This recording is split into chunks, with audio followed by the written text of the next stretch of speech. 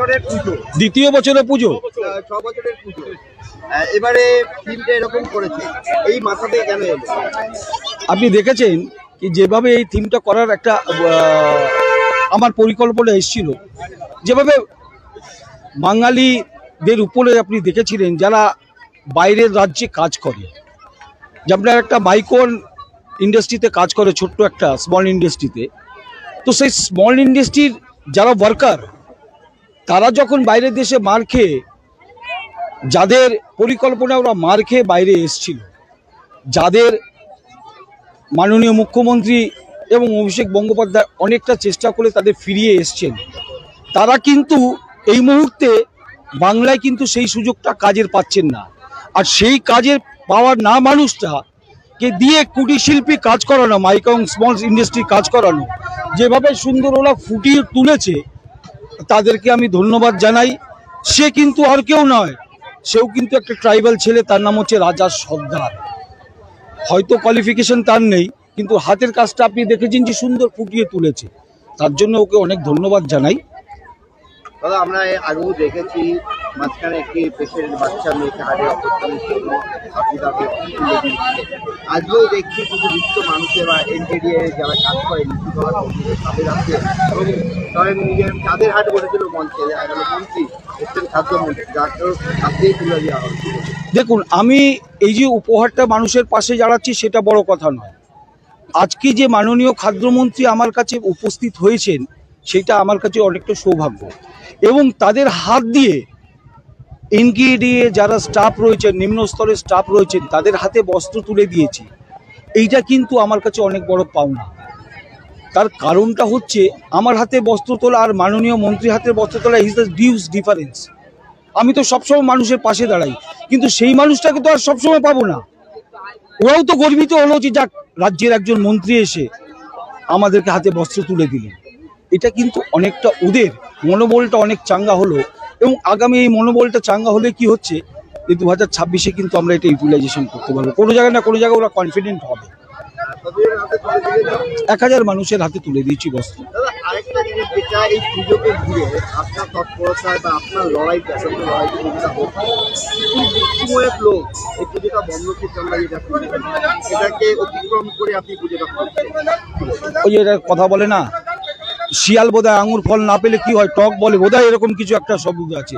তো যেহেতু ওরা পুজোটা করতে পারছে না, আর সেই পুজোটা যদি আমি করে এসি, আপনি জানেন 100 মিটার রেসে যারা ফার্স্ট সেকেন্ড থার্ড হয় তাদেরই কিন্তু নাম হয়, বাদ বাকির নাম হয় না। তো যখন ফার্স্ট হব তখন পেছনের লোকটা তো বলবেই অনেক কিছু, সে বলে কোনো লাভ নেই।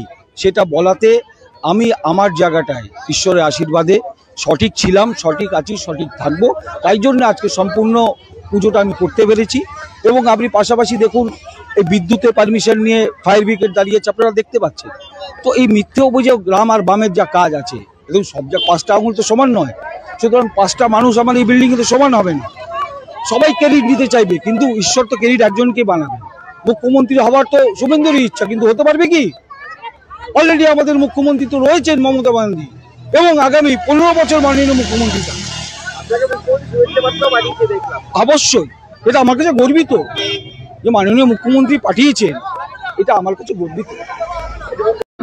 সুরের বিচ্ছুরণ আর আমাদের শহরে যে মেওয়া ফলবে সেটার আগাম ইঙ্গিত আমাদের দিয়ে দিয়েছেন প্রিয় শ্রী অমরনাথ প্রসাদ, অর্থাৎ তাঁর সঙ্গীতের প্রসাদও পাবো আমরা, এই কথার বলার অপেক্ষা রাখে না। তবে অপেক্ষমান। নমস্কার, আমি নিবেদিতা প্রসাদ, আমি নিবেদিতা প্রসাদ। এটা আমাদের 6 বছরের পুজো পূর্ণতা পেল। তো প্রত্যেকবারের ন্যায় এবারেও আমরা গরিব মানুষদের পাশে থেকে তাদের বস্ত্র বিতরণ করছি।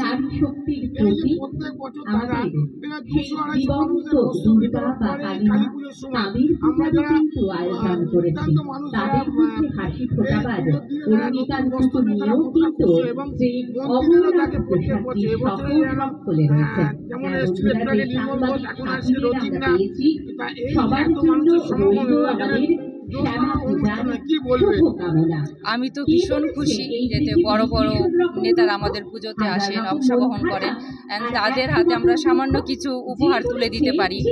এটা তো ভীষণই খুশি, এটা খুব একটা গর্বের খুবই গর্বের ব্যাপার একটা।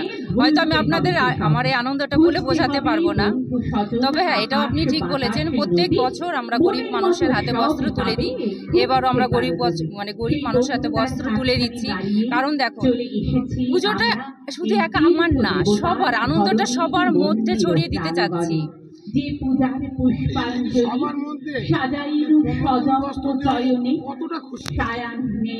ভীষণ খুশি, কারণ দেখুন এটা হচ্ছে আমাদের হিন্দুদের মধ্যে অনেক বড় একটি উৎসব, কালী পুজো।